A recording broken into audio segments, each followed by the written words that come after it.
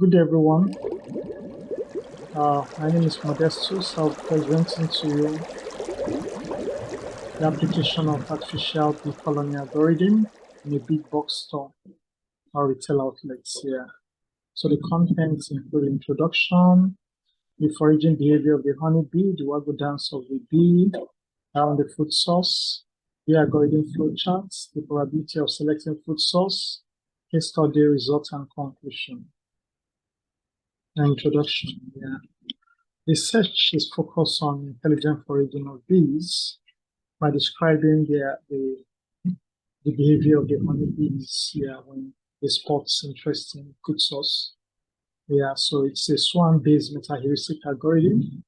It's applied to investigate the effectiveness of product sales in a multipurpose shopping complex by using dataset from the retail store. And the algorithm was selected due to the superior convergence properties of the bees. Now, the foraging behavior of the bees. The foragers are classified into two. There's the scouts and the onlookers. The scout bees are bees that tend to source for interesting flowers. Here, they search for food source, say flower and nectars, while the onlookers stayed back in the nest to evaluate information brought by the scouts through the waggle dance process. So generally in the colony, the total population of the onlookers ranges between 40 to 90% of the overall forager population. Yeah, so the ideal thing is the nature of information obtained while sourcing for food is also very important. Yeah, it can be in terms of direction of the food source, the distance of the food source from the next, and the value of the food source. Now let's look at the waggle dance of the food source. Scouts share information with probability proportional to that of the food source via the waggle dance process. And the onlookers watch numerous dance steps of the scouts and decide to swarm to the most profitable food source when they are happy with the dancing step of the scouts. Then the next is the self-organizing properties. That has to do with, it can either be a positive feedback, that's a good nectar which attracts more bees, negative feedback, the possibility of abandoning the food source, and the fluctuation process, which can be the search for the bee when it comes to discovering a new site, they need to really navigate towards another place entirely. And the multiple interactions as the sharing information about the food source with mates at dance area. As you can see here, this is the pictorial view of the architecture of the bee algorithm. The next slide is the bee algorithm flowcharts. This is the bee algorithm flowchart showing the initialization process. That's a kind of initialize the population of the scout bee, then evaluate the fitness of the population, and the next is selecting the total number of sites for neighborhood search, then determining the size of the neighborhood, and the next is recruit bees for selected sites, and the next is selecting the fitness bee from each site. After that, assigning of the n by n value. That's looking at the source and destination process. The next is the new population of scouts bee.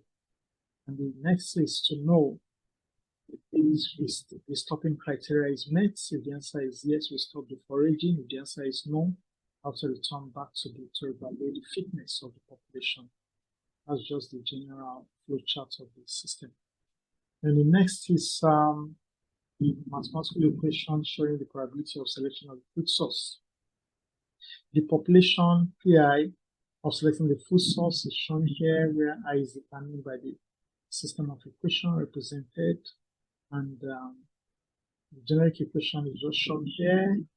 And the next step process is looking at obtaining data set from the source, that is looking at the retail outlet, which is like a big box store within the Delta State region. So these are the products available there, which are categorized in section. For section 1, the detergent, section 2, the baby food, section 3, the bath, soap, and all that. So it goes from section 1 to section 16. And the next is the probability of selecting items at big box stores. Here the need for the B algorithm is required. So this is the Y value shows the probability, the X value shows the sections available at the system. So looking at this is a graphical representation of products available versus the probability. The next is selection of the retail facility. This is looking at service-based system. So it was observed from the charts that the most highly rated net source of optimization within the system using the algorithm in section 3, which is due to the fully observed cluster at the section. And out of the 16 sections, the 2 sections spotted is section 3 and the bakery units. So looking at this, it becomes very necessary to understand that following the B algorithm process makes a lot of sense. For section 3, it shows products being attended to the most by customers, and it shows that the section 3 for the product-based system, that of service-based system is the bakery unit, so it's actually visited the most. Then the next is another graphical view of the probability of visiting service section by customers. Here, the service section, there is tendency that for all the available food source there, the bakery section is the most visited, and which performs a kind of process that is in line with the B algorithm.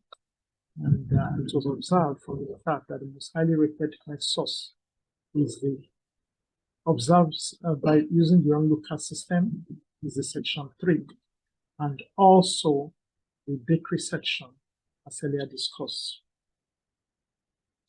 So before we conclude, it is important to note that section 3 is a section where they have products that has to do with more of like soaps, other products that are being used on a daily basis. So they are the most visited using the B algorithm system. That's for the product-based system. And for the service-based system, the bakery unit was the most visited here, where people cluster.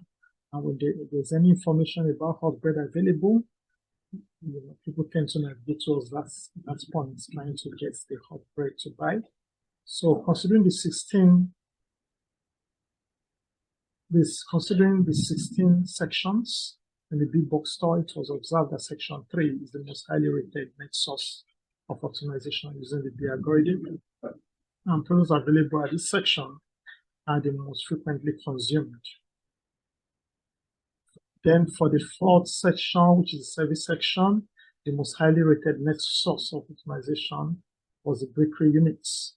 Just like the Wagyu dance observed by the honeybee, it is interesting to note that same exists in the bakery section, where information is given about available breads, and customers navigate towards that source, trying to get hot bread. They cluster around that period whenever they get information about hot bread available in the system.